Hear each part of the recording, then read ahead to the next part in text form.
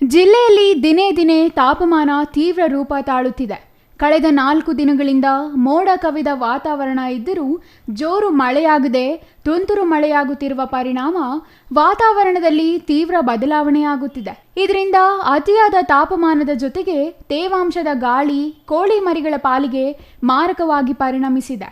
ವಾತಾವರಣದಲ್ಲಿ ತಾಪಮಾನ ಅರಿಳಿತ ಮತ್ತು ಇತರೆ ವಿಚಾರಗಳಿಂದಾಗಿ ಕೋಳಿ ಮರಿಗಳು ಹಲವು ರೋಗಗಳಿಗೆ ತುತ್ತಾಗಿ ಸಾಯುತ್ತಿರುವುದು ಕೋಳಿ ಸಾಕಾಣಿಕೆದಾರರ ಪಾಲಿಗೆ ಶಾಪವಾಗಿ ಪರಿಣಮಿಸಿದೆ.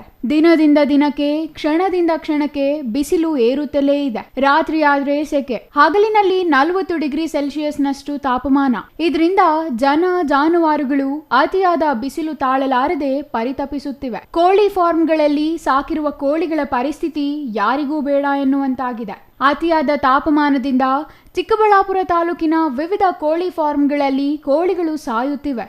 ಇದರಿಂದ ಬಚಾವಾಗಲು ಕೋಳಿ ಸಾಕಾಣಿಕೆದಾರರು ತಮ್ಮದೇ ಆದ ವಿಭಿನ್ನ ಶೈಲಿಯಲ್ಲಿ ಕೋಳಿಗಳನ್ನು ರಕ್ಷಿಸಿಕೊಳ್ಳುತ್ತಿದ್ದಾರೆ. 10 ವರ್ಷದಿಂದ ಕೋಳಿ ಸಾಕಾಣಿಕೆ ಮಾಡ್ತಾ ಇದ್ವಿ. ಆದರೆ ಈ ಟೆಂಪರೇಚರು, ಈ ಬಿಸಿ ನಾವು ಯಾವತ್ತೂ ಕಂಡಿಲ್ಲ. ಆದರೆ ಬರೀ ಅದು ಫೀಡೇ ತಿನ್ನಲ್ಲ, ಬರೀ ಆ ಬಿಸಿಕ ಓಡಾಡ್ಕೊಂಡಿರ್ತಾವೆ, ನೀರು ಕುಡಿತಾವೆ, ಓಡಾಡ್ತಾ ಇರ್ತಾವೆ, ಹಂಗೆ ಕಲ್ದೀರ ಸತ್ತೋಗ್ಬಿಡ್ತಾವೆ.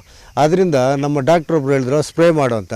ಆ ಟ್ರ್ಯಾಕ್ಟ್ರಲ್ಲಿ ಇದು ಬೂಮರ್ ಹಾಕ್ಕೊಂಡು ಫುಲ್ ಸ್ಪ್ರೇ ಮಾಡ್ತಾಯಿದ್ವಿ. ಸ್ಪ್ರೇ ಮಾಡೋದ್ರಿಂದ ಹೆಂಗೋ ಕಂಟ್ರೋಲ್ ಆಯಿತು, ಮಾರ್ಟಾಲಿಟಿ ಫುಲ್ ಕಂಟ್ರೋಲ್ ಆಗಿದೆ. ಬರೀ 5-6 ಸಾಯ್ತವೆ. ಅದೇ ಒಂದು 4-5 ದಿನ ಹಿಂದೆ 500-600 ಸಾಯ್ತಾಯಿತ್ತು. ಈಗ ಸ್ಪ್ರೇ ಮಾಡೋದ್ರಿಂದ ಒಂದು 5-6 ಸಾಯ್ತವೆ. ನಮ್ಮ ಫ್ರೆಂಡ್ ಮುನ್ರಾಜದು ಪಾಪ ಒಂದೇ ದಿನ 1200 ಕೋಳಿ ಸತ್ತೋದು. ಸಾಕಿರುವ ಕೋಳಿಗಳನ್ನು ರಕ್ಷಿಸಿಕೊಳ್ಳಲು ಕೆಲವು ಕೋಳಿ ಫಾರ್ಮ್ ಮಾಲೀಕರು ದ್ರಾಕ್ಷಿ ಚಪ್ಪರಕ್ಕೆ ಔಷಧಿ ಹೊಡೆಯುವ ಬೂಮರ್ಗಳಲ್ಲಿ ನೀರು ತುಂಬಿ ಕೋಳಿ ಫಾರ್ಮ್ಗಳಿಗೆ ನೀರು ಸಿಂಪಡಣೆ ಮಾಡುವುದರ ಮೂಲಕ ಕೋಳಿಗಳನ್ನು ತಂಪಾಗಿಡುವ ಪ್ರಯತ್ನ ಮಾಡಿದ್ದಾರೆ.